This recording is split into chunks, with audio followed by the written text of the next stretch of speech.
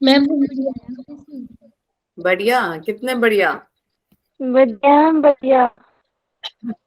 अच्छा। मैम आप ओके। कैसे हो? आपका क्रिसमस कैसा रहा? क्रिसमस बहुत बहुत अच्छा रहा। काफियों ने मुझे मैसेज किया, इतने सारे बच्चों ने मैसेज मैम किया। मैंने देखा आपका क्रिसमस बहुत अच्छा था, आपने मुझे फोटोज भेजी, अच्छी आई थी मैम, बहुत सारी फोटोज। हाँ, काफियों ने मेरे को मैसेज किया, मुझे नहीं पता था कि इतने सारे बच्चे करेंगे। मैं तो 1-2 बज गए सबको मैसेज भेजते भेजते, फोटोज भेजते भेजते। कहीं हमको तो रात को 1-1 2-2 बजे भी आया होगा, है ना? Good evening ma'am. Yes good evening Sanya. है ना? मैम, काफी धन्यवाद। आप बड़े अच्छे लग रहे थे क्रिसमस के दिन। Thank you. और वो क्रिसमस ट्री भी कितना सुंदर सजाया था। हाँ, बहुत बड़ा था वो, मेरी हाइट से भी लंबा। और चाहे वो 3-4 बंदे खड़ाने पड़ेंगे मेरे जैसे, तब जाके हम वहां उसके टॉप पे पहुंच पाएंगे। ऐसा था। ओके, आप लोगों का कैसा रहा? आपने क्या क्या किया? कुछ नहीं किया? हेलो? टेस्ट हुआ? Test yes ma'am. सबने दिया? कैसा हुआ? यस अच्छा है वो। मैम। अच्छा हो गया, क्या बात। काफी अच्छे स्कोर्स आए हैं मतलब। Yo ma'am. देख लो, रिकॉर्ड हो रहा है।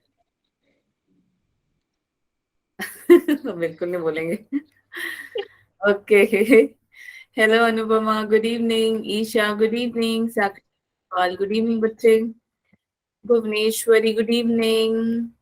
हर्षितिका good evening. Yashpal Chanderi good evening. Tania good evening. बेटा ये कैसे, कहाँ से लाते हो आप इतना इतना ज्यादा डेकोरेटिव सा? अच्छा, दिल आपने काला कर दिया? आपका दिल काला है या मेरा दिल काला है? Selvia good evening. Chalu good evening. Khushi good evening. Sonam good evening. Palak good evening. Kriti good evening. Jyotika good evening. Palak good evening. Voice कम आ रही है मैम, अभी जोश में नहीं है, थोड़ा सा डाउन है मैम आज। हो मदन लाल बेटा, hello good evening. I guess आपका नाम जुबिया है ना? Sanya good evening. क्या कह रहे हो कशिश, आप कुछ कह रहे हो?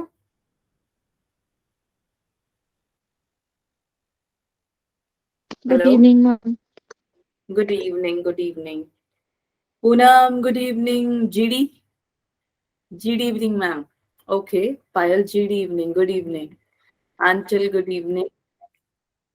जल्दी जल्दी आओ यार, कैसे सो के आते हो तुम? कैसा रहा आज स्कूल?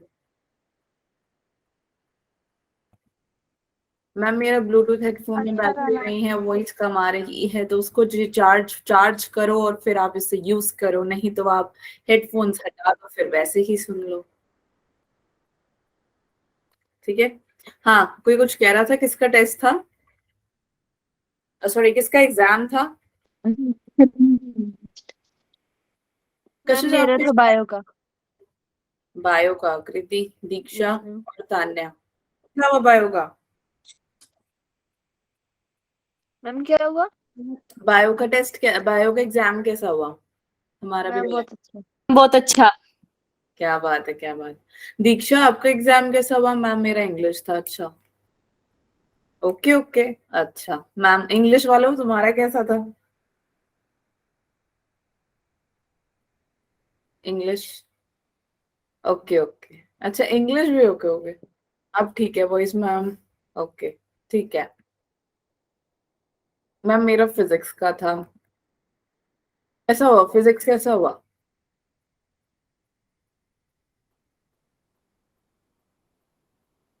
मैम हमारे कंप्लीट हो गया है एग्जाम। वाह, फिर तो तुम्हारी छुट्टियां चल रही होंगी कशिश। सेकंड दो। नो मैम, स्कूल जाना है कल से। स्कूल है? ओके। फिजिक्स का अच्छा हो गया, दैट्स नाइस। ठीक है। 1 मिनट। मैम हमारा भी कल से स्कूल ही है। हाँ जी। मैम हमारा, मैम हमारा स्कूल है। आपका स्कूल है? Yes ma'am. स्कूल तो जाना ही पड़ेगा, अब क्या कर सकते हैं ना। मैम मेरा केमिस्ट्री का था, कैसा हुआ?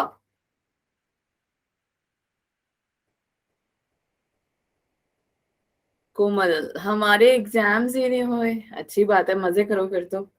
Aditi, by the way good evening ma'am. अच्छा, बिना गुड इवनिंग करे बोल दिया था। ओ, कोई नहीं, चलता है। ओके, आवाज मेरी क्लियर आ रही है ना सबको? ओके ओके, ठीक है। हाँ, जस्ट 1 मिनट, स्टिल मैं ईयरफोन्स लगा लेती हूँ ना।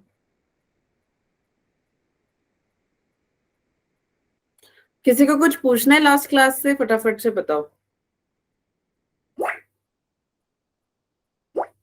सारे डाउट्स क्लियर है? ओ, बाकी जो बच्चे आए हुए हैं, तुम लोग बोलेंगे?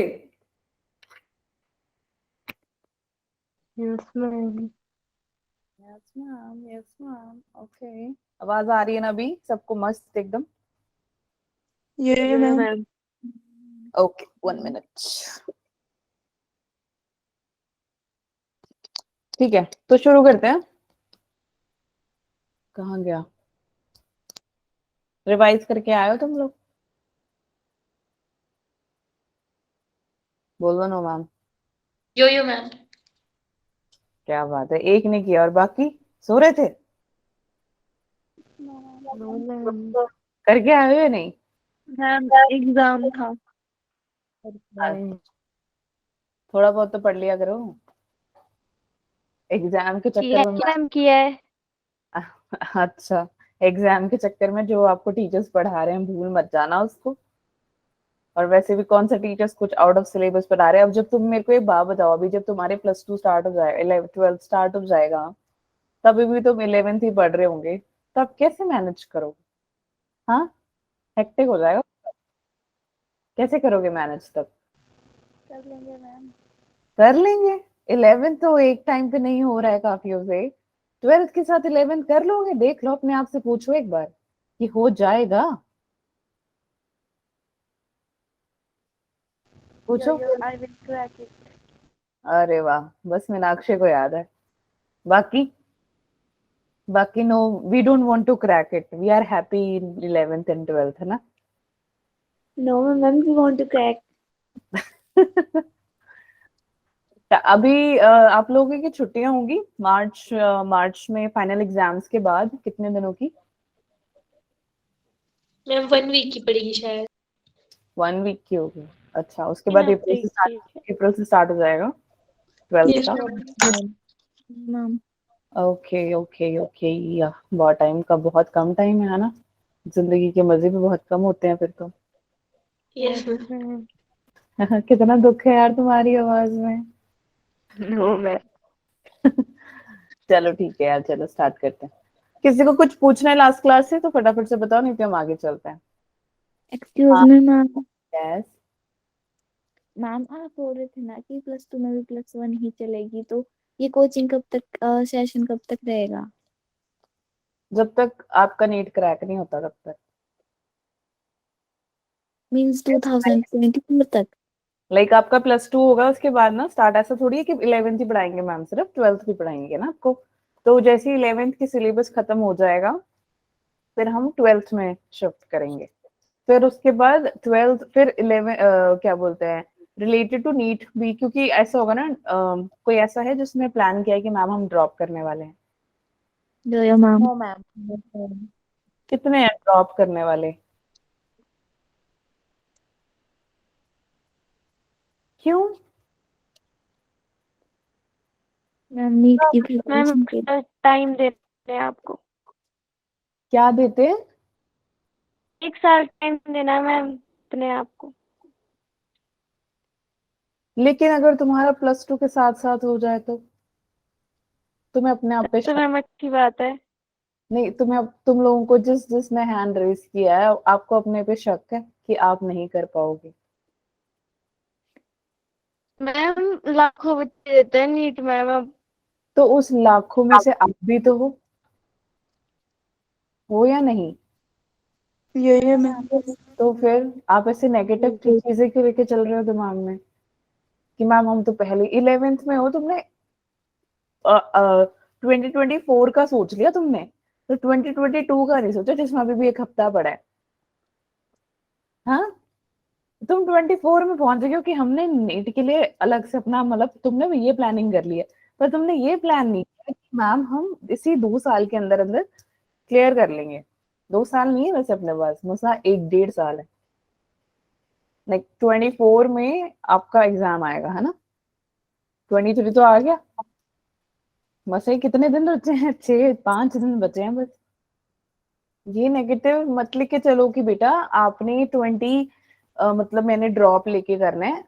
सोचा, ठीक है, नॉट अ प्रॉब्लम, बट जो चीज 1 साल वेस्ट होने से तो अच्छा ही है ना कि आप 1 साल पहले उसको करके बेस्ट सोचो अपना। ठीक है? Yeah ma'am. Yes ma'am. कभी भी इतना इतना दूर का सोचोगे तो नेगेटिव नहीं सोचना। इतना दूर का जब भी सोचते हो उसको पॉजिटिव ही सोचा करो, बहुत ही फायदा होता है। ठीक है? सबका ही बोल रही हूँ मैं, एक का नहीं बोल रही हूँ। समझ में आया सबको? ये मैम। ड्रॉप करने का बाद में सोचना। अभी ये सोचो कि मैं +2 में, अब 12th के बोर्ड्स में, 11th में तो नॉर्मल जैसे जैसे तैसे पास हो जाओ बस। 12th में बोर्ड्स में अच्छे मार्क्स लाने हैं, प्लस नीट क्रैक करना है। एम ये होना चाहिए। 1 साल का एम बनाओ, 2 साल का एम बनाओ। 2 साल बाद क्या करूंगी मैं वो सोच लिया मैंने, लेकिन इस साल मैं क्या करूंगी वो नहीं सोचा है आप लोगों ने। हैं? महान बच्चों, कहाँ से लाते हो इतना सारा दिमाग? मैम भी नहीं लगाती कभी कभी इतना तो। मैम पहले से ही है। अच्छा, ओके। तो ट्राई करो कि यार अभी पढ़ो, जितना पढ़ाई हो रहा है, और जैसे ही 11th खत्म हो जाएगा तो +2 का 12th का स्टार्ट हो जाएगा।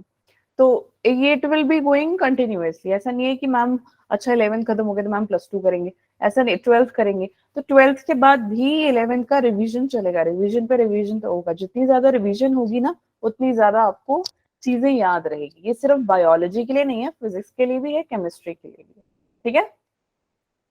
ये ma'am. Yes ma'am. Yup. Okay, तो मैंने अब नहीं, ना ही मैंने सुनना है, ना ही आपने सोचना है कि हम ड्रॉप कर। मैम आप एक चीज बोलो, हाँ जी, हाँ। मतलब आप डिफिकल्टीज को इतनी जल्दी इजी कर देते हैं मैम, कैसे? यस मैम, ये सही बोला इसने। तो इजी करना ही पड़ता है, लाइफ बहुत टफ है बेटा, बहुत टफ है लाइफ। लेकिन लाइफ को इजी करना हमारे हाथ में है, हम ही टफ करते हैं उसको ना। ऐसा नहीं होता कि कोई और आके हमें बता रहा है कि यार, किसी ने अगर आपको बोला, सजेस्ट किया कि हाँ ड्रॉप किया, बट आपने सामने से भी नहीं पूछा होगा कि हम ड्रॉप क्यों करें। अपने आप से कभी पूछा है कि ड्रॉप क्यों करना चाहती हूँ मैं? पूछा कभी? मैम फिर अंदर से ये आवाज आती है ना कि मतलब रिवीजन करना है 1 साल पूरा। अंदर की आवाज को बोलो शांति से बैठा रहे चुपचाप, मैं क्रैक करके रहूंगी, चाहे जो मर्जी हो जाए। ड्रॉप मैं बाद में सोचूंगी, ड्रॉप अभी नहीं लूंगी मैं। ये अपने अंदर की आवाज को बोलो, सारे बोलो, कोमल नहीं, सब बोलो। म्यूट करके ही बोलना, म्यूट करने के बाद हैंड रेस कर दो, हाँ मैम हो गया।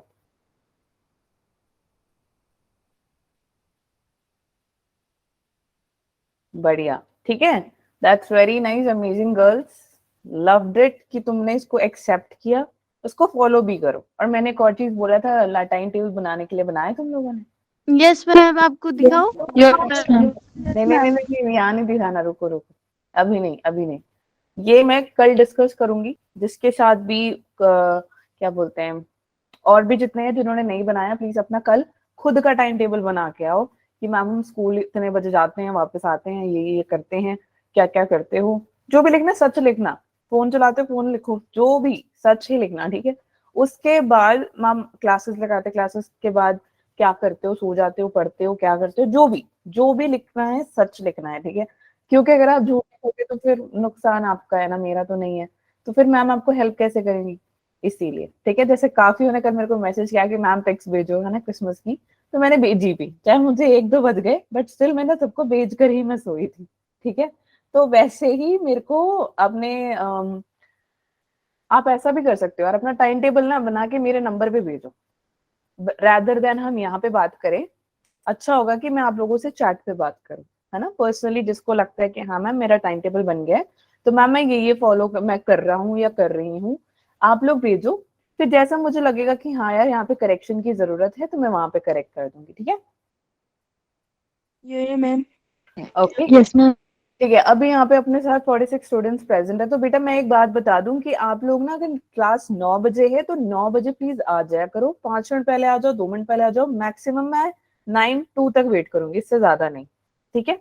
एंड सेम फॉर 10 o'clock वाली क्लास में भी 10 बजे है तो 10, 1 या 2 तक, बस इससे ज्यादा नहीं। फिर मैम स्टार्ट कर देंगे रिवीजन और क्लासेस के साथ, मैम फिर वेट नहीं करेंगे। ये लास्ट टाइम मैम कह रहे हैं, ठीक है, ऐसे नहीं तो हमारा क्या बोलते हैं, कवर भी नहीं हो पाएगा, हम प्रैक्टिस भी नहीं कर पाएंगे और चीजें काफी रह जाएंगी। फिर दिक्कत किसको होगी? मैम को, है ना। मैम ने ही तो पेपर दिया। हमको हमें यस, तो प्लीज टाइम से आओ। ओके, चलो अब शुरू करते हैं। तो मैंने लास्ट क्लास में, है ना, क्योंकि कल कल से क्या होगा, स्क्रीन सबको दिख रही है? Yes ma'am. क्योंकि हमारा जो Yes, ma'am. मेन टॉपिक था वो आज अभी मैम खत्म कर देंगे। एक बार आपको सेल समझ में आ गया, सेल मेम्ब्रेन क्या है, सेल वॉल क्या है, ये चीजें समझ में आ गई। फिर धीरे धीरे उसके अंदर का जो मटेरियल है, जैसे माइटोकॉन्ड्रिया हो गया, लाइसोसोम हो गया, वैक्यूल्स हो गए, इसके बारे में पढ़ना बहुत ज्यादा इजी है, बेटर कंपैरेटिवली टू, क्योंकि उसमें समझ नहीं आता यार प्रोटीन से चैनल प्रोटीन जा रहा है, वो उसको कौन सा कैरियर प्रोटीन क्या करता है, कंफ्यूजन हो जाता है, इसलिए बच्चे को समझ नहीं आता। तो मैम ने लास्ट वीक पूरा स्लो रखा, है ना। और लिविंग वर्ल्ड देखो हमने कितनी जल्दी कर लिया था, सबने पार्टिसिपेट भी किया और पार्टिसिपेट भी किया करो। तो मैम आज लास्ट डे है जिसमें मैम आपको स्लो लेके जा रहे हैं, आपको इंस्ट्रक्शंस दे दिए क्या क्या फॉलो करने हैं आपने। तो आप ट्राई करो कि आप क्लास में टाइम से आओ, जो मैम ने पढ़ाया उसको रिवाइज कर आओ, ठीक है। ऐसा करना जब क्लास में एंटर करते हो उस टाइम कॉपी खोल के ना पढ़ लो जो जो पढ़ाया है। ओके, 9-5 तक, 10-5 तक जितना भी रिवीजन होता है उस टाइम कर लिया करो। फिर मैम आपको रिवाइज करवाएंगी थोड़ा बहुत, कुछ आप क्वेश्चंस पूछेंगे एज यूजुअल, बिना उसके आगे तो मैम जाएंगे नहीं। फिर उसके बाद मैम आपको पढ़ाएंगे। उससे रिलेटेड आप देख रहे हो कि मैम ने लास्ट वीक क्वेश्चंस नहीं करवाए, नीट के कोई भी क्वेश्चंस नहीं कराए, क्योंकि ये टॉपिक्स बेटा इंपॉर्टेंट थे। एक एक स्लाइड मैंने कहा था इंपॉर्टेंट है। नीट पर्सपेक्टिव से भी क्वेश्चन फॉर्म में मैंने कुछ क्वेश्चंस लिखे थे, जैसे ग्लूट4 का बताया था, एक्वापोरिन बताया था, है ना। ये सारी चीजें जो बताई थी ये इंपॉर्टेंट थी, ठीक है। समझ में आ गया मैं क्या बोल रही हूँ? Yes, ma'am. ठीक है। तो अब मैम जब स्पीड बढ़ा देंगे फिर आपने कहना है कि मैम अब चीजें नहीं समझ में आ रही हैं। वो क्यों आपको समझ में नहीं आ रही है? क्योंकि आपको पीछे वाला समझ नहीं आया। एक्टिव ट्रांसपोर्टेशन, डिफ्यूजन, डिफ्यूजन के दोनों टाइप्स, प्रोटीन के टाइप्स, प्रोटीन के अंदर उसके बाद जो हमने ईआर किया, एंडो मेम्ब्रेन सिस्टम, ये चीजें अगर आपको नहीं समझ में आई तो आपको आगे मैं जो भी कुछ पढ़ाऊंगी, यानी कि इसके बाद हम सेल साइकिल्स करेंगे, उसके अंदर क्रोमोसोम्स होते हैं, कौन से अलग अलग फेज होते हैं, क्या क्या होंगे, समझ ही नहीं आएगा। मतलब ऐसा होगा कि मैम साथ में आसमान में पहुंचा दिया आपने तो हमें समझ कुछ नहीं आ रहा है हमें, ठीक है। तो मैम इसलिए कह रहे हैं कि रिवाइज कर आओ, जितना करो 5-10 मिनट लगा के एटलीस्ट पढ़ के आ जाओ, रट्टा मत मारो, पहली बात तो समझो। अगर नहीं समझ में आ रहा तो पूछ लो, पर्सनली पूछ लो, कोई प्रॉब्लम नहीं है, मैम नहीं मना करेंगे, ठीक है।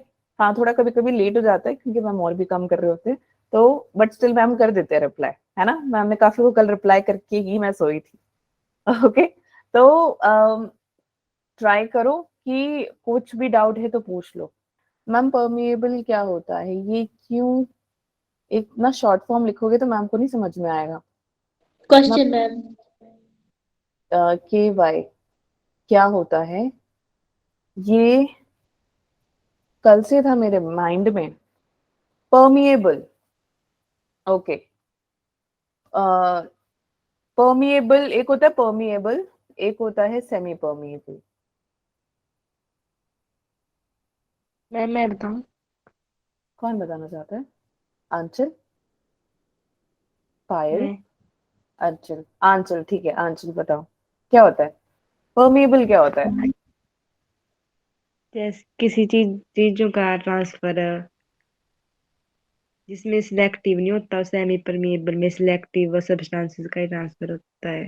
Yes, very good. Selective permeable, selective permeable मतलब कि यार बेटा सिलेक्टिव चीजें, अब आप मार्केट जाते हो, आपकी आपकी चॉइस होती है ना, कि यार मेरे को एक टॉप लेना है जिसका कलर ग्रीन होगा, एंड ग्रीन में भी कौन सा, पैरेट ग्रीन, फिर ऑलिव ग्रीन, ऐसे अलग अलग। तो आपने सेलेक्ट कर लिया कि हाँ यार मुझे ऑलिव ग्रीन टॉप चाहिए, सेलेक्टेड। तो वैसे ही सेलेक्टिव चीजें आपके सेल के अंदर होती हैं, and that is known as selectively permeable, and which you can see in a cell membrane. ठीक है? Got it? Yes ma'am. और कुछ? फाइन, नो चलो तो आज आगे चलते हैं। तो कल मैंने काफी कुछ करवा दिया था, जैसे हमने क्या पढ़ा था, कौन बताएगा क्या पढ़ा था? यहाँ तक कर लिया था, उसके बाद में हमने क्या पढ़ाया था? किसी को भी याद नहीं है? संडे आ गया, भूल गए सब कुछ? वाओ, क्या बात है, बोलो भाई।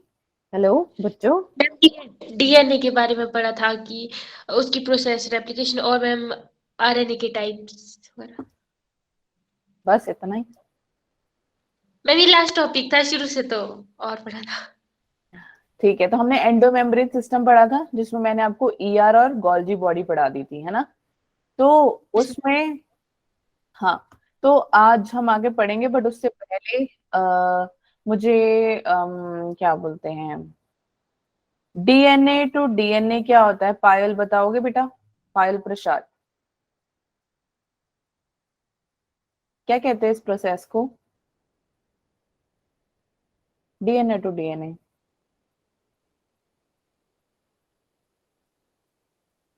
आवाज नहीं आ रही। पायल नहीं आता आंसर तो बोल दो बेटा, नहीं आता मैम, टाइम नहीं लगाना इतना ना। पायल प्रसाद, आवाज आ रही है? आज काफी बच्चे आए हैं। Nice, good. गुरमेल सिंह, गुरमेल सिंह, असली नाम गुरमेल ही है बेटा आपका? ओके, डीएनए टू डीएनए की प्रोसेस को क्या कहते हैं? कोई भी बता दो। Replication. Very good, replication. Replication. Very good. DNA protein बनाता है, यस और नो? No ma'am. डीएनए को अगर नो प्रोटीन मैम। बनाना है तो फिर क्या करेगा? मैम ये तो वेरी गुड, पहले आरएनए यस। आरएनए से अगर डीएनए को हाँ, डीएनए को प्रोटीन बनाना है तो वो आरएनए बनाएगा। इस प्रोसेस को हम क्या बोलते हैं? ट्रांसक्रिप्शन। ट्रांसक्रिप्शन। ट्रांसक्रिप्शन। और आरएनए से अगर प्रोटीन ट्रांसक्रिप्शन। बनाते आरएनए से प्रोटीन बनाते हो उसको हम क्या बोलते हैं? ट्रांसलेशन। ट्रांसलेशन। वेरी गुड, ठीक है, यस। सो अगर इसके बाद एक और, हाँ, फिर हमने क्या बताया था? मैंने बताया था एक क्रोमोसोम, एक सेकंड, एक क्रोमोसोम है जो कि इसके पास जाके अटैच हो जाता है, तो वो कौन सा आरएनए था? एमआरएनए। एमआरएनए। Very good. अब ये एमआरएनए के साथ, ये क्रोमोसोम के साथ आके कोई जुड़ जाता है, कौन है वो कोई यहाँ पे? राइबोसोम। Very good, nice. तो बेटा जब एमआरएनए राइबोसोम के साथ जुड़ के क्रोमोसोम के पास चले जाता है, इस पूरे प्रोसेस को हम बेटा क्या बोलते हैं? Polysome. Polysome. Very nice, good job. Polysome. ठीक है, अब जिसने नहीं पढ़ा प्लीज पढ़ लो यार, नुकसान आप लोगों का अगर आप नहीं पढ़ोगे, है ना? जिसको याद नहीं है आपको फिर दिक्कत हो जाएगी। तो ये यहाँ पे हमने कल पढ़ा था, ईआर पढ़ा था हमने फ्राइडे को, गोल्जी बॉडी पढ़ा था हमने, कब पढ़ा था? सैटरडे को, ठीक है। तो गोल्जी बॉडी का यही था कि वो वेसिकल्स को मैच्योर करते हैं, जिस फेज से वो अंदर जाते हैं, जो छोटे अनमेच्योर व्हीकल्स जाते हैं उसको हम बोलते हैं सिस फेज। वो एक बार गोल्जी बॉडी के अंदर चला गया, फिर वो बाहर जब निकलेगा उस फेज को हम कहते हैं ट्रांस फेज, जब बाहर निकल जाते हैं वेसिकल्स। और वो निकलते एक लाइसोसोम हो गया और दूसरा था वैक्यूल। यस, सो जो आपका लाइसोसोम है वो क्या करता है? वो एंजाइम को सेक्रिएट करता है और वैक्यूल वेस्ट मटेरियल करता है। ठीक है, तो आज हम लाइसोसोम और वैक्यूल्स के बारे में पढ़ेंगे। चलो आगे चलते हैं। अब देखो बेटा, लाइसोसोम होता क्या है? ये होते हैं सुसाइडल बैग। सुसाइडल बैग क्यों होते हैं? क्या लगता है कि सुसाइड मतलब, सुसाइड का क्या मतलब होता है? What is suicide? Ma'am suicide कर लेना, मैम मर जाना। क्योंकि हाँ, मर जाना। अब ये क्या करते हैं? अपने आप ये अपने आप को ही खाते हैं क्योंकि ये अपने आप को खाते हैं। हाँ, आप में से किसी एक का नेट बहुत स्लो है। मैम ये अपने सेल को इनगल्फ कर लेता है, यस ठीक है, ये अपने ही सेल को खा लेता है। मैम हाँ मेरा तो तुम एक काम करो, चैट यूज कर लो, ठीक है। ओके सो अब ये क्या है, हाइड्रोलिटिक एंजाइम में भी बहुत ज्यादा। अब हाइड्रोलिटिक क्यों है, क्योंकि इसमें हाइड्रो अपना वाटर ज्यादा, ठीक है, that it helps in more of, आप देख सकते हो कि लिक्विडिटी रहती है। अब इसका जो स्ट्रक्चर है वो सिंगल मेम्ब्रेन है। क्यों, मैंने बताया था एंडो मेम्ब्रेन में सिर्फ 4 ही ऑर्गेनेलीज ऐसे हैं, ईआर, गोल्जी बॉडी, लाइसोसोम और वैक्यूल, जो कि सिंगल मेम्ब्रेन है। अब एंजाइम इसके अंदर कौन कौन से प्रेजेंट होता है, अभी हमने पढ़ा ना हाइड्रोलिटिक एंजाइम के बारे में, तो इसमें प्रेजेंट क्या क्या है बेटा, इसमें होता है lipid, carbohydrates, proteins and nucleic acid. so this because of this they are rich in enzymes, fine, so you can see कि ये क्या करता है। ज्यादा हमने इसकी गहराइयों में नहीं जाना, जस्ट टू अंडरस्टैंड कि ये कौन सी एंजाइम को डाइजेस्ट करना है, सिर्फ अपना नाम याद रखना है, कोई इसमें अलग सा कुछ भी नहीं है। तो आप देख सकते हो मैंने यहाँ पे एक सर्कल सा बनाया, इसके अंदर मैंने लिखा है लाइपेज है, कार्बोहाइड्रेट है, न्यूक्लियस है, प्रोटीएस है, और ये लाइसोम है। ये क्या करते हैं, ये एसिडिक पीएच को बना के रखती है। एक आपकी बॉडी में एसिड होते हैं, एक बेस होता है ना, बट ये क्या करता है, ये एसिड का काम करता है, तो एसिड का पीएच बना के रखता है, ठीक है। अब ये करता क्या है, ये करता है जितने भी हमारे हाइड्रोजन होते हैं, हाइड्रोजन आयंस को सेल के अंदर फेंकने का काम करता है, धक्का मार मार के इसको क्या करता है, लाइसोसोम में करता रहता है। क्यों, because they are rich in hydrolytic enzyme, that's why. Understood till here? यो मैम। यो मैम। यस या मैम आवाज कट कट के आ रही है मैम, ये अपने, हाँ बेटा अगर आवाज कट के आ रही है तो एक बार आप भाग के जाओ, दौड़ के आओ वापस फिर से क्लास में, ठीक है। मे बी नेटवर्क इशू होगा, क्योंकि मेरा वाईफाई सच में बहुत दौड़ता है, 100 kbps रखा है मैंने, तो वो तब बंद होगा जब लाइट नहीं होगी। एक बार लाइट चली जाएगी तो फिर मेरे को फोन यूज करना पड़ेगा। ओके चलो नेक्स्ट। अब लाइसोसोम के बेटा कुछ मेजर फॉर्म्स है। अब इसको ध्यान से पढ़ो, ये क्या बोल रहा है, this is polymorphic organelles. Polymorphic मतलब बड़े सारे इसके फॉर्म्स है। एक है इसका प्राइमरी लाइसोसोम, एक है सेकेंडरी लाइसोसोम, और होती है रेसिडुअल बॉडी, बताती हूँ रेसिडुअल क्या होता है, और ऑटोफेगोसोम्स। ऑटो यानी, ऑटो का क्या मतलब होता है, सेल्फ, है ना, और जो सेल्फ प्रोड्यूस कर। हाँ यस, ऑटो यानी खुद से करना, कुछ भी करना। रेसिड्यूअल, रेसिड्यूअल से ये पता लग रहा है कि कुछ तो मतलब रेसिड्यू है, बचा कुचा, रेसिड्यू, ठीक है। तो इन सब के जो चीजें होती हैं, ये जो ऐसे प्रेजेंट होता है बेटा, इस पूरे फिनोमेना को हम बोलते हैं पॉलीमॉर्फिज्म, ठीक है। मैम फिर से बता देते हैं, लाइसोसोम क्या है बेटा, उसके पास एक प्राइमरी लाइसोसोम है, प्राइमरी लाइसोसोम से फिर सेकेंडरी लाइसोसोम आता है, और सेकेंडरी लाइसोसोम को हम डाइजेस्टिव वैक्यूल्स भी कहते हैं, मैं बताती हूँ आगे, बताती हूँ डायग्राम्स के साथ। फिर आता है आपका रेसिड्यूअल बॉडी। एक बार जब सेकेंडरी लाइसोसोम बन जाता है, फिर जो भी कुछ बचा कुचा होता है, उस पोर्शन को हम बोलते हैं रेसिड्यू, तो उसकी एक बॉडी के फॉर्म में निकलती है, रेसिड्यूअल बॉडी कहते हैं।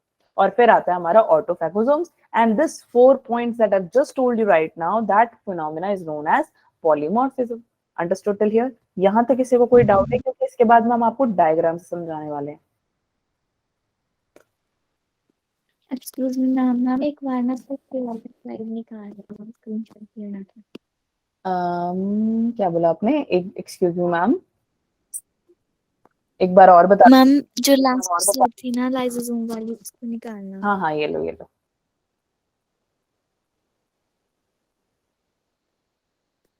Okay ma'am. हो गया, ओके क्लियर। अच्छा आप लोग लिख रहे हो साथ में, है ना, हो जाए तो यस बता। मैम। अच्छा अब मैं जब समझाऊंगी तब मत लिखना, क्योंकि ये मैम डायग्राम बहुत अच्छे से समझाएंगे आपको, तो एक बार नहीं समझ में ऑब्वियसली मैं बता दूंगी, बट अभी ड्रॉ मत करना। ओके स्टार्ट करूं, ये दिख रहा है ना, यस मैम। ये आपका स्क्रीन दिख रही है। यो मैम।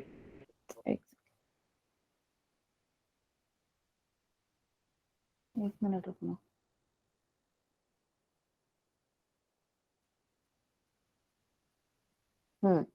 ठीक है, तो ये यहाँ पे ध्यान से देखो अब क्या कह रहा है।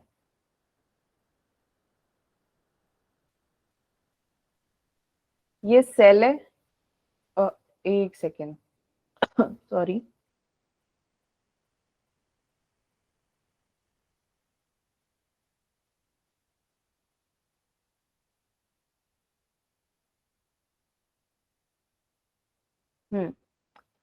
तो आप ये देख सकते हो ये सेल है, इस सेल के अंदर क्या होगा,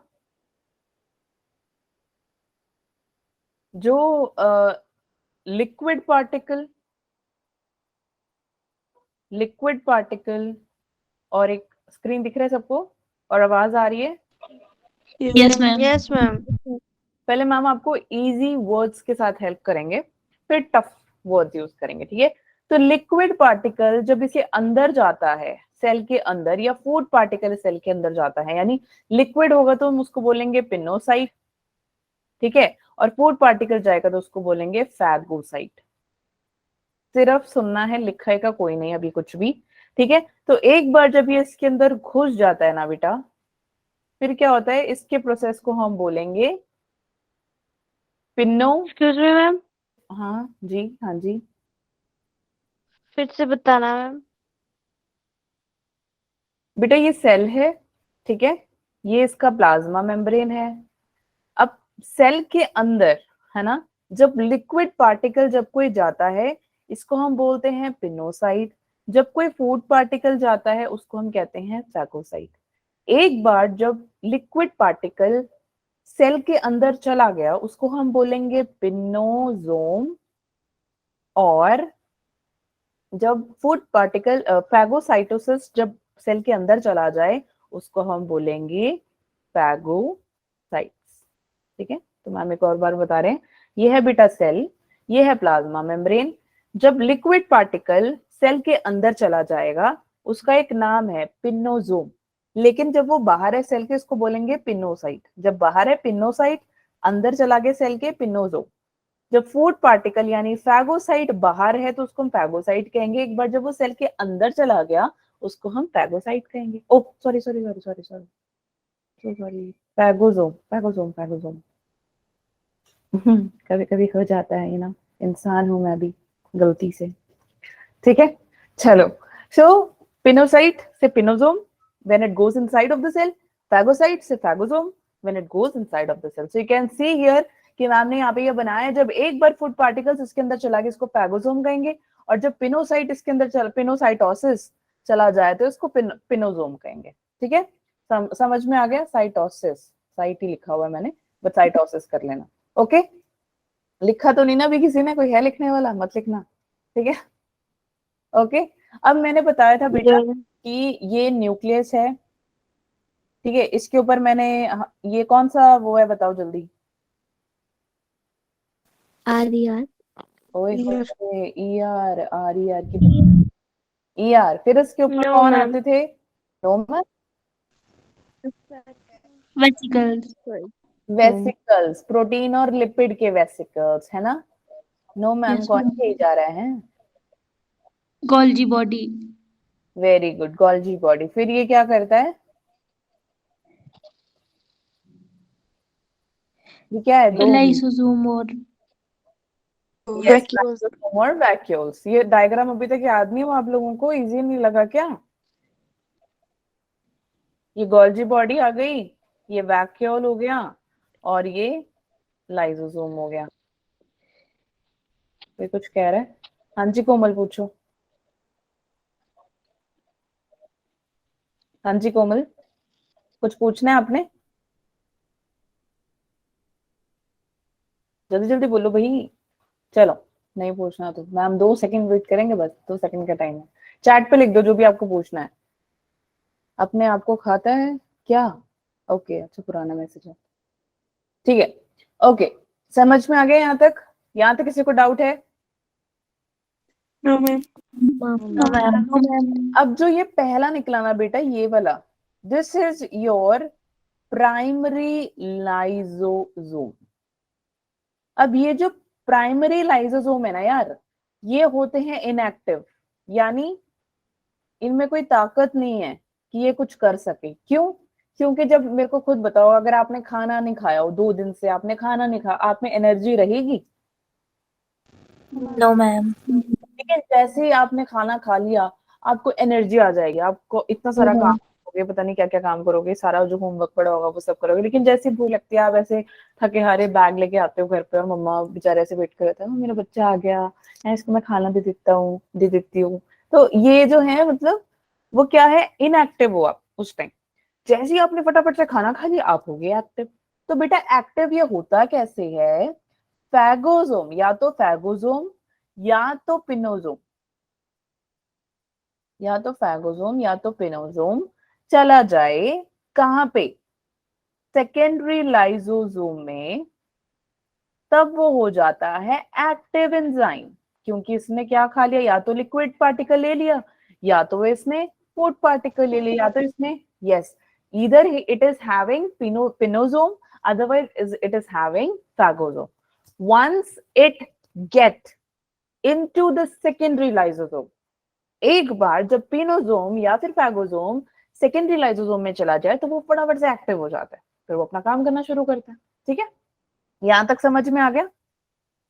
ये मैम। इजी है ना? टफ तो नहीं लग रहा? No ma'am. ठीक है, अब इसके बाद क्या होता है, ये सेल के अंदर ही, अब सेल थोड़ा छोटा बन गया, बट मैम ने वहां डायग्राम में अच्छा बनाया, मैम ने अपने खुद के उससे किया, तो आपको इजी लगेगा वो। ओके, तो फिर क्या होता है, सेकेंड, फिर आता है आपका रेसिड्यूअल बॉडी। अब बेटा रेसिड्यूअल बॉडी क्या है? अब देखो, अब इतना सारा आपने क्या बोलते हैं काम किया, एनर्जी यूज होती है, तो सेम वे सेल की भी एनर्जी होती है। अब ये तो है नहीं कि आपने जो कुछ भी खाया वो सब एनर्जी में ही जाएगा, कुछ तो वेस्ट मटेरियल में भी जाएगा ना, कुछ तो रेसिड्यूज बचेंगे। रेसिड्यूज यानी कुछ बचा हुआ, जो कि सारा कुछ यूज नहीं होगा, ऑब्वियस ही बात है। तो वो क्या है, एक रेसिड्यू के फॉर्म में निकल आएगा। तो आप यहाँ पे देख सकते हो कि मैम ने यहाँ पे बनाया, देखो पहले ये आया अपना लिक्विड पार्टिकल, फिर आया फूड पार्टिकल। जैसे ही पिनोसाइटोसिस सेल के अंदर गया, इसको हमने बोला पिनोसोम। फिर हमने क्या बोला कि जो फैगोसाइटोसिस है वो सेल के अंदर गया, उसको फैगोसोम। अब ये न्यूक्लियस के थ्रू ईआर में गया, ईआर से छोटे छोटे वेसिकल्स थे, फिर गोल्जी बॉडी में गया, गोल्जी बॉडी से उसने बड़े बड़े वेसिकल्स बनाए, वो थे लाइसोसोम और वैक्यूल। लेकिन अभी हम सिर्फ लाइसोसोम को पढ़ रहे हैं, तो लाइसोसोम का जो पहला पार्ट है बेटा, वो है आपका प्राइमरी लाइसोसोम। पहली बात तो ये नया फॉर्म है, न्यूली फॉर्म्ड है। दूसरी बात, ये इनएक्टिव एंजाइम है, इसने कुछ अभी खाया पिया नहीं है, तो इसमें एनर्जी नहीं है। ठीक है, फिर ये क्या करता है, ये लाइसोसोम अपने आप को कन्वर्ट करता है, मतलब convert in the sense higher level में जाता है। कैसे जाता है? जब उसने या तो फैगोसोम चला गया या तो पिनोसोम चला गया। जब वो चला जाता है सेकेंडरी राइबोसोम के साथ, तो क्या होता है कि जो आपका फर्स्ट वाला लाइसोसोम होता है वो सेकंड वाले के साथ जाके ऐसे चिपक जाता है। चिपकने के बाद क्या होता है बेटा, जो या तो वो फूड वैक्यूल ले जाएगा, फूड पार्टिकल ले जाएगा, नहीं तो वो आपका लिक्विड पार्टिकल ले जाएगा। ठीक है, और फिर जैसे ही खाना अंदर चला गया, वो हो गया एक्टिव। ओके, अब ये क्या करेगा, कुछ एनर्जी जो बच गई होगी वो क्या करेगा, रेसिड्यू के फॉर्म में रेसिड्यूल बॉडी में वो फेंक देगा। यानी कि जो कि निकलेगा किससे, सेकेंडरी लाइसोसोम से, और जो कि होगा आपका अनडाइजेस्टेड फूड। समझ में आ गया? यहां तक किसी को कोई डाउट है? No ma'am. फटाफट से हैंड रेज कर दो। ओके, मैम फिर से बोलो, अब एक और बार बोलूं? डाउट है? आंचल बोलो, क्या डाउट है? नो मैम, डाउट नहीं है। ठीक है, ठीक है, तो यही था। तो आप देख सकते हैं लिक्विड पार्टिकल है तो पिनोसाइटोसिस, क्योंकि ये सेल ड्रिंकिंग यानी कुछ लिक्विड पार्टिकल है, तो क्या लिक्विड चीजें आप पीते हो ना, खा तो सकते नहीं पानी को। अब वेसिकल्स है, लिक्विड है, तो लिक्विड है तो पिनोसोम है। फूड पार्टिकल फैगोसाइटोसिस, पढ़ लेना इसको, यही बनाया मैंने, जो भी मैंने वहां समझाया। अब ये जब दोनों इकट्ठे हो जाए, इस पूरे प्रोसेस को बोलते हैं एंडोसाइटोसिस। क्यों बेटा? अब गोल्जी बॉडी जो है ये क्या करती है, लाइसोसोम को सेक्रेट करती है। अब ये क्या करेगी, प्राइमरी लाइसोसोम के पास जाएगी और ये क्या बनाएगी, new formed lysosome, but they are inactive, fine. And जैसे ही वो मैच्योर हो जाएगा, पिनोसाइट नहीं तो फैगोसाइटोसिस सेकेंडरी लाइसोसोम के पास जाते हैं, मैच्योर हो जाते हैं, एक्टिव एंजाइम बनाते हैं। बस ये जो मैंने अभी समझाया वही लिखा हुआ है मैम ने आपके लिए। अब सेल के अंदर बेटा क्या होगा, सेकेंडरी लाइसोसोम होंगे, वो हो जाएंगे active, then there will be digestion, कुछ रेसिड्यूज बच जाएंगे वहां पे, रिमेन्स रह जाएंगे, उसको हम बोलेंगे रेसिडुअल बॉडी। ठीक है, रेसिड्यू में क्या होगा, सेकेंडरी लाइसोसोम और अनडाइजेस्टेड फूड। अनडाइजेस्टेड फूड को हम क्या बोलेंगे, एक्सोसाइटोसिस। कंफ्यूज मत हो जाना, एंडो में घुस रहा है, दो मेथड इकट्ठे हो रहे हैं, पिनो और फैगो, एंडो इकट्ठे। एक्सो यानी अनडाइजेस्टेड फूड सेल के बाहर जा रहा है, क्योंकि सेल ने मार दी वोमिटिंग, उल्टी कर दी, इसीलिए एक्सोसाइटोसिस। समझ में आ गया? यहाँ तक कोई डाउट? बेटा ऑटोफैगोसोम है ना, फोर्थ पॉइंट। तो फर्स्ट पॉइंट, सॉरी क्या था, it was primary lysosome, secondary lysosome, residual third point था, ये फोर्थ पॉइंट है। ठीक है, तो फोर्थ इज ऑटोफैगोसोम। फॉर ऑटो मतलब सेल। ठीक है, तो लाइसोसोम जो है वो क्या करता है, अपने ही सेल को खा लेता है, अपने आप को, तभी तो हमने उसका नाम क्या रखा है, सुसाइडल, सुसाइड कर देता है वो। ठीक है, अब लेटर व्हाट हैपेंस, जो वेसिकल्स हैं उनको हम क्या बोलेंगे, ऑटोफैगोसोम या फिर ऑटोफैजिक वेसिकल्स। ये तो आपको याद ही करना पड़ेगा। अच्छा हाँ, मैंने ये एग्जांपल लिया है टैडपूल का। अच्छा, देखा ना पानी में टैडपूल छोटे छोटे, जब वो बड़े हो जाते हैं, जब वो टैडपूल बड़े होके क्या कहते हैं, उसे अडल्ट को हम क्या बोलते हैं? फ्रॉग। हाँ, फ्रॉग बोलते हैं। फ्रॉग के पास टेल होता है क्या?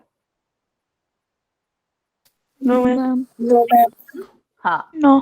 टैडपोल के पास टेल है, लेकिन उसी टैडपोल जब वो बड़ा हो जाता है उसके पास टेल नहीं होता, जब वो फ्रॉग बन जाता है। क्यों? क्योंकि जो टेल है ना वो लाइसोसोम है, अब उसने अपने ही टेल को खा लिया।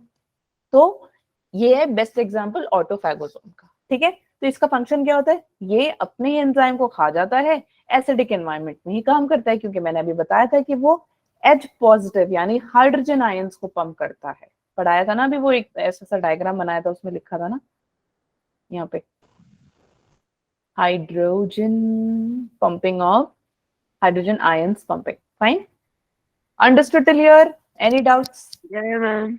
बस लाइसोसोम। अब चलते हैं वैक्यूल्स में। वैक्यूल्स कैसा होता है यार, वैक्यूल्स होता है ऐसा स्फेरिकल स्ट्रक्चर। ठीक है, एक ही मेम्ब्रेन है और उसके मेम्ब्रेन को हम बोलते हैं टोनोप्लास्ट। याद रखना, बहुत इंपॉर्टेंट पॉइंट है ये, टोनोप्लास्ट। ठीक है, क्यों? अब ये देखो, परमिएबल पूछा था किसी ने, क्या होता है ना। अब सेलेक्टिवली परमिएबल, मैंने बोला था ना कि एक ही टी शर्ट लेने जा रहे हैं, तो आपने कलर भी डिसाइड कर लिया, मैंने ग्रीन ही लेना है। लेकिन कौन सा ग्रीन यार, पैरेट ग्रीन होता है, ऑलिव ग्रीन होता है, ट्री ग्रीन होता है, पता नहीं कौन कौन से ग्रीन है, लेकिन आपने सेलेक्ट किया मुझे ऑलिव ग्रीन ही चाहिए। तो कुछ सेलेक्टिव चीजें हैं, वही अलाउ करती हैं मटेरियल्स को जाने में। और करता कौन है यार, एक्टिव ट्रांसपोर्ट करता है। क्यों करता है? क्योंकि ये एनर्जी यूज करता है, एटीपी, एडेनोसिन ट्राइफॉस्फेट। अब ये ही हेल्प करेगा, मैंने बताया ना एक्टिव एंड पैसिव ट्रांसपोर्ट, याद है तुम लोगों को या भूल गए? भूल गए? याद है मैम। याद है, गुड नाइट। ठीक है, तो वैक्यूल के अंदर बेटा पानी होता है। अब पानी होने की वजह से हम इसको क्या बोलते हैं, सैप वैक्यूल भी बोलते हैं, सैप वैक्यूल। ठीक है, तो ये जो सैप, उसके अंदर सैप मटेरियल्स होते हैं, वेस्ट प्रोडक्ट्स भी होते हैं, एक्सक्रीटरी प्रोडक्ट्स भी होते हैं। तो आप देखोगे जितने भी प्लांट्स हैं उसके अंदर सबसे ज्यादा वॉल्यूम जो होगी ना, उसने वैक्यूल से ही कवर कर रखी हो। ओके, अच्छा हाँ, ट्रू वैक्यूल का मतलब इसके पास मेम्ब्रेन होता है। कौन सा मेम्ब्रेन? टोनोप्लास्ट। याद रखना, टोनोप्लास्ट होता है। Okay, understood till here? Let's go further now. Ma'am. अब कुछ टाइप्स होते हैं, बस ज्यादा गहराई में नहीं जाएंगे, 3 ही है। कॉन्ट्रैक्टिव वैक्यूल, अगर आप देखोगे एमीबा क्या करता है, वो एक्सक्रीशन में हेल्प करता है। यूग्लिना ले लो, फ्रेश वाटर है, फ्रेश वाटर में देख सकते हो ना यूग्लिना वो। क्यों? क्योंकि बेटा उसमें ऑस्मोसिस होती है, जहां पे क्या होता है कि सेल अपने आप को फटने नहीं देता। अगर सेल फट जाए ऑस्मोसिस के वजह से, नहीं सॉरी, सेल को उल्टा बोल दिया मैंने, अगर ऑस्मोसिस हो और सेल को अगर हमारे को बचा के रखना ताकि वो बर्स्ट ना हो, फटे नहीं, उसको हम बोलते हैं ऑस्मो रेगुलेशन। क्यों बेटा? क्योंकि ऑस्मोसिस को रेगुलेट करने का काम करता है। ठीक है, ताकि ये ऐसे मतलब खींचता ना चला जाए। अगर मैं बलून है ना, बलून लिया मैंने, बलून के अंदर मैं पानी डालते जाऊँ, पानी डालते जाऊँ, होली में खेलते हैं ना, पानी डालते जाऊँ, पानी डालते जाऊँ, पानी डालते जाऊँ, वो एक टाइम आएगा कि पानी जब ज्यादा हो जाता है तो वो क्या होता है, फट जाता है। फटता है या नहीं, ये मैम। है ना? ऐसा तो है नहीं कि वो फटेगा ये नहीं ना। मैम। जब ज्यादा वेट हो जाएगा या ज्यादा पानी हो जाएगा, ज्यादा लिक्विडिटी हो जाएगी तो वो फट जाएगा। तो सेम अगर ऑस्मोसिस ज्यादा हो जाए बेटा, तो वो क्या हो जाएगा, बर्स्ट ऑफ हो जाएगा। समझ में आ गया? और फूड वैक्यूल आप देख सकते हो, इसलिए इसको बोलते हैं कॉन्ट्रैक्टिंग वैक्यूल। फूड वैक्यूल आप देख सकते हो प्रोटिस्ट के अंदर, गैस वैक्यूल या सूडो, सूडो यानी बेटा नकली, नकली नकली, सूडो वैक्यूल आप देख सकते हो बैक्टीरिया में, इसमें कोई मेम्ब्रेन नहीं होता। अगर आप देखो जैसे ब्लू ग्रीन एल्गे हो गया, बीजे यानी blue green algae, blue green algae अगर आप इसको लिख रहे हैं तो, and purple green sulphur bacteria, ये क्या करता है, बायोन्सी प्रोवाइड करता है। किसको पता बायोन्सी क्या होता है, बताओ, किसी को नहीं पता? नहाने जाते हो, नहाने जाते पता है मैम। हो, पता है, लेकिन मैम एक्सप्लेन नहीं करना आ रहा। चलो मैं बता देती हूँ। नहाते हो तुम लोग या नहीं, ठंड में बैठे रहते हो? नहीं मैम नहीं नहाते हम तो नहाते हैं मैम, नहाते हैं। तो जब आप नहाते हो बकेट, कहीं तो शावर से नहाते हैं, कहीं बकेट से नहाते हैं, तो बेटा जब आप मग मग होता है ना, उसको उल्टा कर दो और उसको दबा दो। अब ये तो है नहीं, दबाया तो मग उसके अंदर चला जाता है, ऐसा होता है, वो ऊपर आ जाता है ना। इससे हाँ, थ्रस्ट की वजह से जब वो ऊपर आ जाए, प्रेशर की वजह से ऊपर आ जाए, उसको हम बोलते हैं बायंस। थोड़ी सी फिजिक्स में थोड़ी सी आती है, मैम को ज्यादा नहीं आती, तो उसका हम बायंस क्या। ठीक है, समझ में आ गया? ये मैम। आगे अब ये मत कहना मैम आप फिजिक्स भी पढ़ा दो, मैं रो दूंगी यहाँ पे। ठीक है, मजाक कर रही हूँ। ठीक है, तो बेटा यही था सब कुछ। हमने वैक्यूल पढ़ लिया, वैसलीन कह रही हूँ, वैक्यूल पढ़ लिया, लाइसोसोम पढ़ लिया, ईआर पढ़ लिया और गोल्जी पढ़ लिया। ये जो चार हमने पढ़े एंडो मेम्ब्रेन सिस्टम है। इन चारों ऑर्गेनिजम्स के अलावा और कोई भी एंडो मेम्ब्रेन सिस्टम के अंदर नहीं आता। एक तो ये चारों के चारों सिंगल मेम्ब्रेन। अंडरस्टूड? यहाँ तो कोई डाउट है? No ma'am. ठीक है, अब इसके बाद मैम आपको पढ़ाएंगे मोस्ट इंपॉर्टेंट माइटोकॉन्ड्रिया। इसको हम बोलते हैं power house of the cell. ठीक है, पावर हाउस। जैसे अपने घर की बत्तियां कौन चलाता है, इलेक्ट्रिसिटी, वैसे ही सेल का पावर हाउस कौन हुआ बेटा, माइटोकॉन्ड्रिया। ठीक है, अब ये क्या करता है, एटीपी, एटीपी की प्रोडक्शन करता है, एटीपी सिंथेसिस करता है ये। ठीक है, अब इसमें रेस्पिरेशन होती है एरोबिक। कौन बताएगा मुझे एरोबिक क्या होता है? एरोबिक एनारोबिक सुना है? नहीं, ये मैम। क्या होता है? मैम जो एरोबिक रेस्पिरेशन होती है वो साइटोप्लाज्म के अंदर होती है, जो एनारोबिक होती है वो माइटोकॉन्ड्रिया के अंदर। एरोबिक में ऑक्सीजन की जरूरत होती है, एनारोबिक में ऑक्सीजन की जरूरत नहीं यस, एरोबिक में ऑक्सीजन की जरूरत होती है। ठीक है, और इसका साइज जो है बेटा, डायमीटर होता है 0.2 म्यू एम है, ये म्यू एम। ठीक है, ये भी म्यू एम है। इसकी लेंथ है 1.1 टू 4.11 म्यू एम। और ये वेरी करता है डिपेंडिंग कि उसकी एक्टिविटी कैसी है। और ये इसका, हाँ, इसका होता है डबल मेम्ब्रेन, याद रखना। ऐसा नहीं होता, सॉरी, याद है ना, मैंने एक ऐसा कुछ पढ़ाया था, ये क्या था, प्रोकैरियोट्स में क्या था बेटा, वो भूल गए मेरे प्यारे प्यारे बच्चों, तुम भूल गए कैसे? मीजोजोम याद नहीं है क्या? पक्का आधे बच्चे तो पेज पलट रहे होंगे, मैम पूछ लिया, अब तो बता देते हैं, रुको फटाफट से देख के हैं। ओए हेलो बच्चों, हो तुम यहाँ पे? अच्छा मेरे को सच्ची सच्ची बताना कि कौन कौन अभी अभी फटाफट से पेज पलट रहा था पीछे। एक बस कशिश ने सच बोला है, बाकी नहीं बोला किसी ने, बस एक ने। बाकी ने तो सोचा होगा क्या मैम आलसीपन करनी है ना। किसी को नहीं पता? वाह, दो, चलो अच्छा लगा मुझे, दो तीन। मैम याद नहीं आ रही है। हाँ, याद कैसे आएगा तुम्हें, किसी को नहीं याद आएगा। ठीक है, अच्छी बात है, 5-6 बच्चों ने बोला कि मैम हम देख रहे थे। ठीक है, तो बेटा ये मीजोजोम है जिसकी आउटर होती है और इनवर्ड होती है माइटोकॉन्ड्रिया की, पढ़ेंगे अभी इसके बारे में ना। डबल मेम्ब्रेन होती है, इसकी शेप ऐसे सॉसेज जैसा लिख दिया है, सिलेंडर जैसा होता है इसका। और एक स्टेन है बेटा, स्टेन यूज होता है, याद है ना, मैंने कराया था ग्राम स्टेन, याद आया कुछ? यार मैं बोल रही हूँ कि ये चैप्टर जो है, अगर ये चैप्टर आपको समझ में आ जाता है बेटा, तो आपको क्या बोलते हैं, जो आगे जितने भी चैप्टर्स आएंगे आपको इजीली समझ में आएगा, आपको पता लगेगा एटीपी क्या है, एडीपी क्या है, कौन कौन से क्रैब साइकिल, ये सब सुने हैं ना आपने? हाँ, यो मैम तुम्हारा कब यो यो काम याद आएगा तुमको, ठीक है? तो ध्यान से सुनो आप। याद है। याद है, सुनो फिर, जानस ग्रीन का जो स्टेन है वो यूज हुआ था इसमें, ठीक है? So it is not easily visible under microscope, that is why we have to use the stain. Stain हम इसीलिए यूज करते हैं बेटा, ताकि आप माइक्रोस्कोप के अंदर अच्छी तरह दिख सको। अब ध्यान से देखो इसको, डायग्राम में हमने बहुत मेहनत से बनाई है, ठीक है? तो मैम आपको बताने की कोशिश करेंगे, मैं पहले, अच्छा चलो ऐसे ही बता देती हूँ। ये रहा आउटर मेम्ब्रेन, कुछ ज्यादा ही बड़ा आउट हो गया, okay, it's okay, anyway let's go. ये देखो, इसकी इनवर्ड है ये, बस मैम थोड़ा जल्दी जल्दी में बना रही है, असली वाला मैम ने स्लाइड्स में बना दिया है, तो आप यहाँ पे देख सकते हो, ठीक है? तो ये हमारा outer membrane, mitochondria is the powerhouse of the cell, okay, and we have okay, so एक सेकेंड, दिख रहा है ना सबको? Yes, यो ma'am. Ma'am. Okay okay, 1 minute.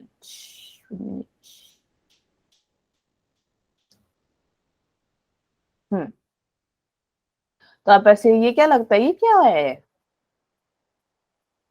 Oxysome. क्या बात है, ठीक है?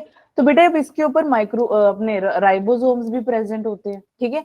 और ये क्या है? ऑक्सीजोम, ऑक्सीजोम, SO जोम, डबल हो जाएगा, थोड़ा स्पेलिंग्स का देख लेना। ऑक्सीजो जो लिख दिया मैंने, जोम, SOMES, ठीक है? Okay, then we have this ribosomes present, ठीक है? राइबोसोम्स। अब ये क्या है जो इनवर्ड्स ये बनी हुई है बेटा, इसको हम क्या बोलते हैं? सिस्टर ने। याद रखना, हर जगह ये सिस्टर ने है, बड़ी सारी फोल्डिंग्स होती हैं इनके पास, अंदर ही अंदर ऐसे बंद गोभी की तरह बंद पड़ी हुई है सारी, है ना? बंद गोभी दिखाई थी आप लोगों को, याद है वो? यो मैम। हाँ, सोया मैम। बंद गोभी नहीं बोले, लेकिन तुम मीजोसोम भूल गए हैं। अब कोई नहीं बोलेगा यो यो। मैम वो हमने लाइव देखी हुई थी ना, हमने तो याद थी। अब तुम चाहते हो कि तुम माइटोकॉन्ड्रिया लाइव देखो, ऐसा करो कि तुम्हारे जो बायो की लैब होगी ना, वहां पे मैम को बोलना, नहीं तो मैम कहेंगे बेटा तुम अपना ही सेल निकाल के देख लो, ठीक है? चलो अब ध्यान से सुनो, इस पिक्चर को अच्छे से पढ़ने समझने की कोशिश करो कि ये क्या बोल रहे हैं। मैम ने आपको आउटर मेम्ब्रेन बता दिया, कलर में कौन सा लूं यार, एक सेकंड, ब्लू ले लेती हूँ। आउटर मेम्ब्रेन, ठीक है? ये जो दिख रहा है ये आउटर मेम्ब्रेन है, यहाँ पे ऐसे डॉट डॉट से पढ़े बेटा, ये इंटर मेम्ब्रेन स्पेस, यानी कि मेम्ब्रेन के बीच में वहां पे स्पेस आपको दिख रहा है, मतलब जगह दिख रही है, उसको बोलेंगे इंटर मेम्ब्रेन स्पेस, फाइन। फिर आगे आपकी यहाँ जब फोल्डिंग फोल्डिंग सी दिख रही है आपको बंद गोभी वाली, इनर मेम्ब्रेन कहेंगे, ठीक है? और आप देख सकते हो कि ये जो है ये इसको सिस्टर ने कहते हैं बेटा, इसके ऊपर ये क्या लगा हुआ है? ऑक्सीजोम्स। क्या लगा हुआ है? ऑक्सीजोम्स। और हम इसको F0 F1 पार्टिकल्स भी बोलते हैं। It was given by Fernandes and Moron, याद रखना। अच्छा हाँ, यहाँ मैंने लिखा हुआ है, ठीक है, ये लिखा हुआ, ओके? तो ये याद रखना है। और इसके पास क्या है बेटा? सिंगल सर्कुलर, क्योंकि गोल है ना ये, single circular double stranded DNA, okay, and it has ribosome 70S। और इसके पास दो टाइप की कंपार्टमेंट होती है, एक होती है इसकी आउटर कंपार्टमेंट, जो आप यहाँ पे देख सकते हो, ये देख रहे हो ना, ऐसे सा बना हुआ है, यहाँ पे मैंने ये पानी पानी से डाल दिया, ये है यहाँ पे आउटर मेम्ब्रेन, ठीक है? क्योंकि बेटा इसके पास IMS है, ठीक है? IMS यानी inter membrane space. Inner compartment यानी कि ये आ गया यहाँ पे अंदर, उसके अंदर, ठीक है? तो आप ये देख सकते हो कि उसके पास दो कंपार्टमेंट है, outer compartment and inner compartment. It has inter membranes space and it has, inner वाले के पास है मैट्रिक्स। क्या है? मैट्रिक्स। समझ में आ गया? यो मैम। डायग्राम समझ में आया कि कैसा बनाया है? Yes ma'am. मैम। ठीक है मैम, थोड़ी देर में आपको नोट्स भेज देंगे, अभी करके ही सोएंगे मैम, टेंशन ना लो, अभी बस समझो, ठीक है।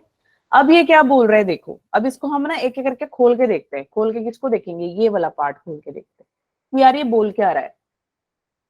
ये बोल रहा है बेटा कि ये देखो आउटर मेम्ब्रेन दिख रहा है आपको यहाँ पे। Ma'am. My God, oh time हो गया। आउटर मेम्ब्रेन है ये, ठीक है। किसका आउटर मेम्ब्रेन है, outer surface of outer membrane. तो अब कैसे लो, कैसे बताओ। 4 ब्रेड लिया आपने, 1, ओके नहीं रहने दो, ये पे आपको समझ नहीं आएगा इसे। ठीक है रहने देते हैं, एकदम से समझाना मुश्किल है, यहाँ तक बहुत है। राइबोसोम समझ में आ गया, इसकी ओपनिंग कल करेंगे, ज्यादा हो जाएगा। समझ में आ गया, कोई डाउट है यहाँ तक? मैम नहीं समझ में आया अभी, ये बताओ फिर। अरे हेलो बच्चों। हेलो मैम, इधर ही है। कोई डाउट है फिर तो बताओ जल्दी। No ma'am. No ma'am. हाँ क्योंकि ये ना फिर कल इकट्ठे ही समझा देते हैं वाला पार्ट में, हम देख रहे हैं। ठीक है, माइटोकॉन्ड्रिया समझ में आ गया। ये एक बार आप में कोई है जिसने भी बनाया है, कोई है फटाफट से बना लिया? No ma'am. बना लिया? Yes Neshwari, yes ma'am. Namrata ने भी बना लिया? नहीं बनाया है अभी। अच्छा ठीक, ठीक है।